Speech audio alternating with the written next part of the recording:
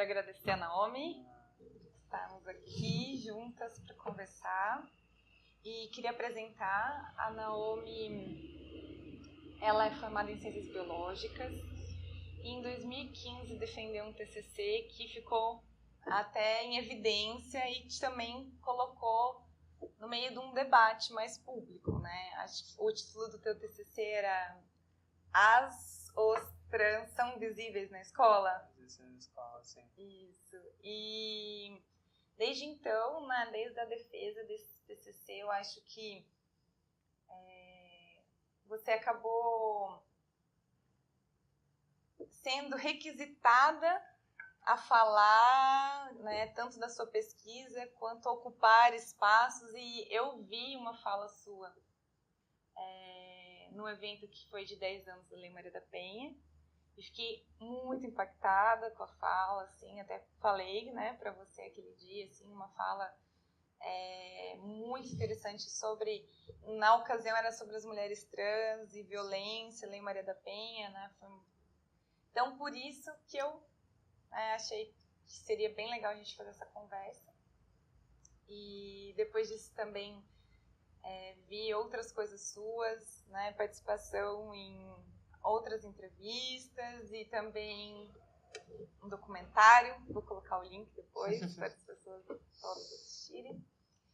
E eu queria te fazer uma pergunta sobre isso. Acho que a primeira pergunta que eu queria fazer é como é estar neste lugar de ser requisitada para falar sobre as pessoas trans, especialmente a mulher trans. Assim, de repente você se torna demandada a ocupar esse espaço. Como que é isso? Bom, acho que... Primeiro, obrigado pelo convite. Eu acho que tem vários pontos que, se eu não mencionasse, eu estaria traindo a comunidade a qual eu pertenço e o referencial a qual eu sigo, né? Mas tem os porquês, né, de eu estar e todas as outras pessoas trans que eu conheço não estarem no mesmo espaço, né? Acho que é a primeira coisa. Quando a gente elege falar sobre diversidade, a gente elege qual diversidade a gente quer falar. Então, não que não tenham existido travestis aqui em Maringá nos 60 anos que a UEM tem, mas o porquê de eu e não elas serem elegidas para falar. Porque é mais fácil você falar com quem você é semelhante. Querendo ou não, eu pertenço a um grupo de risco socioeconômico. As pessoas trans são as maiores vítimas de crimes de ódio no Brasil, mas eu sou uma mulher branca, sou uma mulher de classe média. Muitas vezes eu não sou identificada nos espaços enquanto pessoas trans. Então, é relativamente simples me ouvir falar. Difícil é ouvir falar a menina trans que foi evadida da escola, que precisa se prostituir, que é marginalizada. É fácil me ouvir falar, mas elas não é simples. Né? E pra você? Assim, politicamente a gente sabe o porquê que você é requisitada, mas estava preparada para ser ativista ou em algum momento isso não se prepara, acontece, assim? Ser ativista, eu não posso dizer que, por exemplo, não tenha alguma não seja um espetáculo, de certa forma. Em determinados ambientes, você ter um discurso ativista é muito bem visto e te confere até uma notoriedade social naquele grupo, né? Mas quando você começa você tem claro, né, as suas pautas iniciais, você tem uma ideia do que possa ser aquilo, mas quando você começa a militar e entender a forma como isso acontece e o porquê das coisas acontecerem de uma forma devagar, você entende que, por exemplo, assim, você ter notoriedade é fácil. Difícil é você entender a militância que você faz. Então, assim, a militância que eu entendo hoje é diferente da militância que eu tinha na época do TCC, entende? Da necessidade, da falta de expectativa, na verdade. Eu acho que pra mim, pelo menos, a militância não poderia ser uma opção. Uhum. Mas isso é pra mim. Uhum. Por quê? Porque eu cheguei à conclusão que eu falando ou não falando, eu vou estar fudida do mesmo jeito. Uhum. Eu gosto muito de mencionar e queria que as outras pessoas trans também tivessem essa consciência, que às vezes você parece que você está pisando num teto de vidro quando você fala sobre transexualidade, que alguma hora pode ofender um discurso conservador e isso te prejudicar de alguma forma. Entretanto, você tem que ter a consciência que você falando ou você não falando, esse discurso ele vai te atingir de muitas formas, entende? Uhum. Então, assim, você chega num ponto que você não tem mais nada a perder. O teu corpo já insere tudo isso, quer você queira ou não, ou de certa forma, o fato de você existir já é uma resistência. A questão talvez ali é que você incorporou um discurso também, né, em que você verbaliza, né, e ao verbalizar talvez exponha as coisas, assim. Acho que o simples fato de existir enquanto mulher trans já é um ato de militância, se você for pensar o de resistência. O que você acha? A transexualidade, enquanto fenômeno, ela é registrada, e nem precisaria ser também, porque a gente não precisa comprovar qual sexualidade existia naquele tempo, mas em todas as civilizações, né, que se faz um registro sobre gênero. A existência, ela é comum à cisgeneridade. A existência em alguns espaços também não é resistência, porque são os espaços próprios para esse corpo. Uhum. Então, assim, ao mesmo tempo que é um corpo marginalizado, é um corpo que a gente precisa ter. Uhum. Então, não é um corpo dispensável, não é um corpo que não existiu, é um corpo que precisa existir para satisfação de desejos sexuais, por exemplo, entende? É um corpo que precisa estar dentro daquele guarda-roupinha de fantasia sexual para quem desejar abrir, retirar, colocar e usar da forma como bem entender. Agora, a transexualidade em alguns espaços incomoda. Uhum. Principalmente nos espaços que não são próprios para elas. Porque, por exemplo, quando eu estou na universidade, por si só, já é um lugar que muitas pessoas não chegam. Mas eu posso estar naquela universidade sem que a universidade compreenda a minha existência lá. Eu posso passar batido, posso passar em branco. Não que não tenha existido, por exemplo, outras pessoas trans na UEM, mas não há registro. E por que não há registro?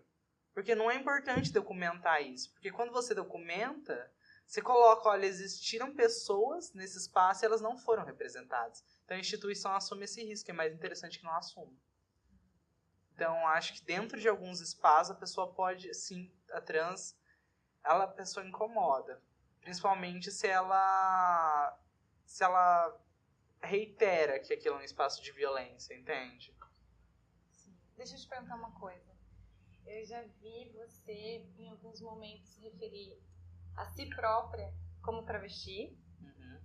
E em outros momentos, mulher trans. E aí eu tenho algumas perguntas, assim. Primeiro, é diferente você mesma se chamar de travesti e uma terceira pessoa te chamar de travesti?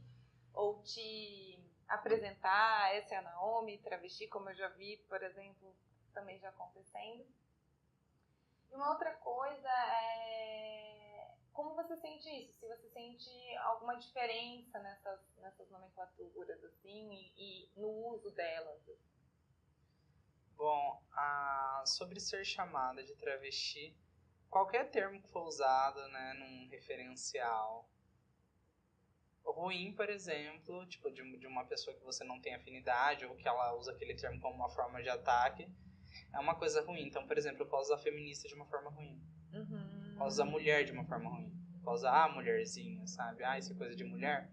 Quando vocês não se referem, né? Então, assim, a palavra travesti, ela tem uma historicidade marginalizada. Uhum. Porque desde que existe a transexualidade, tem uma cisão, né, entre as mulheres trans, a transexual e a travesti. No início das nomenclaturas, e até eu sempre comento sobre esse fato, uma blogueira e youtuber também, que chama Lia Bratio, se não me engano, ela fala que quando ela começa a transição dela, não existia a possibilidade de não se desejar ou não se fazer uma cirurgia de transgenitalização. Era como se todas as mulheres trans, elas vivessem em função de fazer a cirurgia de transgenitalização. O que acontece? Quem tinha dinheiro fazia cirurgia. Quem não tinha dinheiro não fazia cirurgia e se prostituía. Então a gente tem a transexual, que fez a cirurgia, e a travesti, que não fez a cirurgia, que é de prostituição. Então, às vezes, algumas pessoas falam assim, você não é travesti, você é transexual, por causa que você é educada, porque você está na universidade, porque você não tem um discurso escandaloso. É uma categoria de, ainda que se fale, por exemplo, num grupo muito semelhante de mulheres, é uma categoria que eleva uma e diminui outra, né? Eu gosto de usar travestis em determinados espaços porque é um termo que incomoda mais, né? É uma coisa que, particularmente, para mim, também discordando das nomenclaturas que eu estudei, o que acontece é que existe essa nomenclatura, que tem a cirurgia e não tem a cirurgia, mas eu acho muito incômodo que você defina a identidade de alguém por uma cirurgia e pelo grupo socioeconômico a qual a pessoa pertence. Fora isso, você excluir a vontade e a individualidade do indivíduo de escolher ou não sobre o próprio corpo. Então, particularmente, todos esses termos eles servem. Me parece que a transexualidade ela abre um portal para a gente entender como gênero é construção, né? Na medida em que você vai desassociar a tua identidade do sexo biológico, né? Talvez esse reforço da necessidade, até essa coisa assim, quando você fez sua transição, como é a sua transição, não é um reforço de recolocar as coisas em um lugar, no sentido, você não gostou de ser menino, então você vai ser menina, sabe? É reforçando um binarismo, quando na verdade daria pra gente explorar outras possibilidades. É importante que se diga que a transexualidade binária é uma coisa. As transexualidades não binárias são milhões de conformações possíveis. Então, causa até muito conflito dentro da comunidade trans e muitas pessoas rejeitarem que, por exemplo, assim, ainda que seja uma pessoa trans, eu não necessariamente me identifico enquanto mulher. Ora eu posso me identificar enquanto mulher, ora não. E isso causa muito conflito porque fala assim, muitas pessoas, inclusive do próprio meio trans, mas isso vai causar confusão na cabeça das pessoas.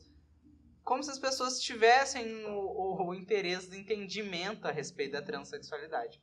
Por isso que eu gosto de mencionar, e a nomenclatura que atualmente mais serve para mim, que ser transexual é transitar entre definições de gênero, né? Então, assim, talvez eu me apresente dessa forma bem como você, enquanto pessoa não trans, se apresente dessa forma, com esses adereços, com essa roupa, nesse espaço, porque nesse momento é a forma como a gente se identifica. Não necessariamente precisa ser dessa forma amanhã.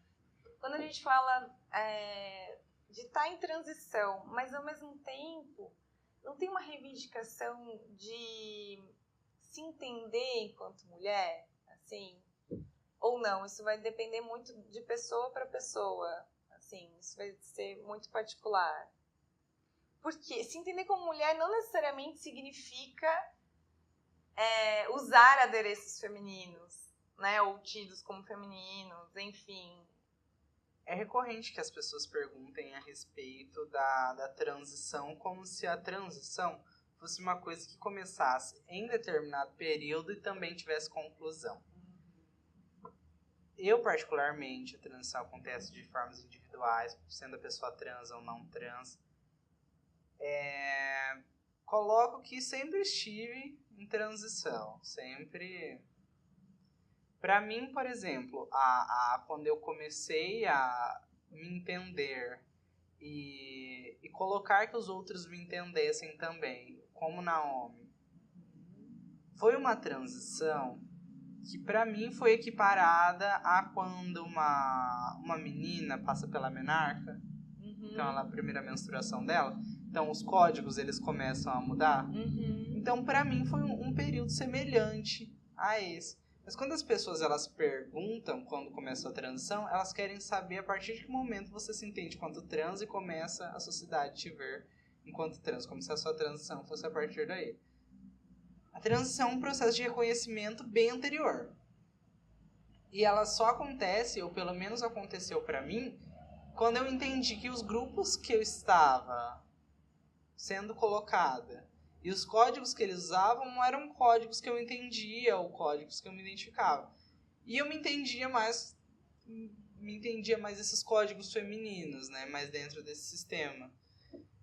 Mas realmente, em determinadas fases da minha vida, eu não sofri uma violência que um grupo de mulheres sofre porque eu não era entendida enquanto mulher. Sim. Agora, quando eu começo a minha transição, eu sinto pressões diferentes, que antes da minha transição eu não sentia. Ainda que tenham várias questões, como por exemplo, você enquanto uma pessoa gay afeminada, você não é bem aceita num grupo de meninas. Exatamente. Você não tem as socializações masculinas, existem vários tipos de masculinidade. E você, enquanto pessoa gay afeminada, ao mesmo tempo que você não pode brincar com as meninas, porque, por exemplo, os pais, ou os avós, ou os familiares falam que um menino no meio delas se aproveitaria delas, entre os meninos também você não é bem-vindo. Então você vive um limbo.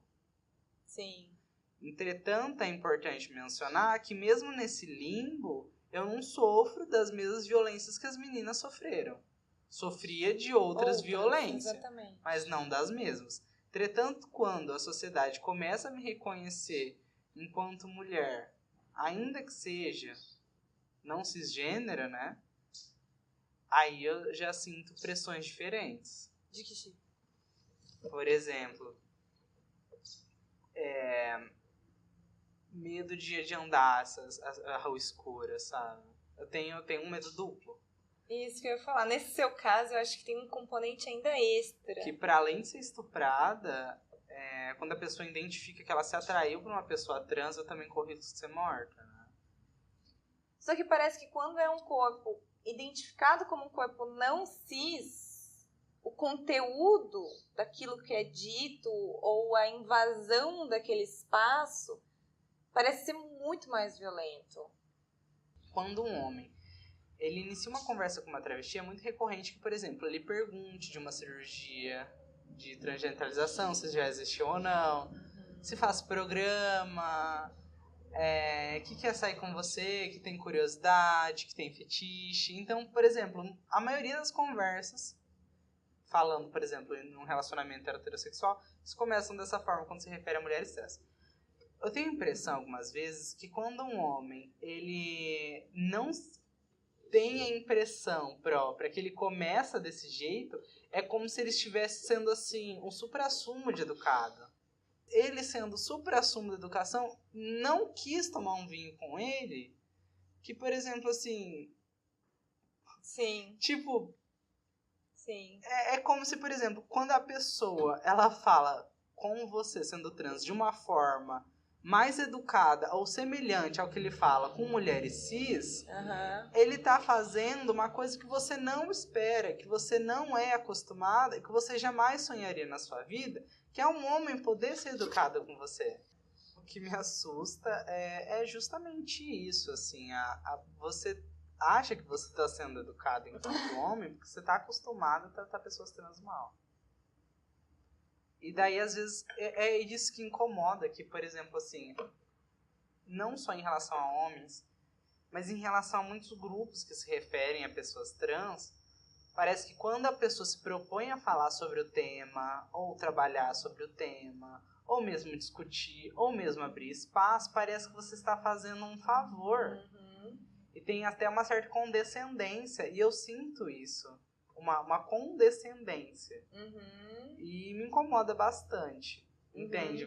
Porque se você precisa existir uma condescendência, você tá se achando desconstruído para superar essa condição a ponto de você conseguir ser educado.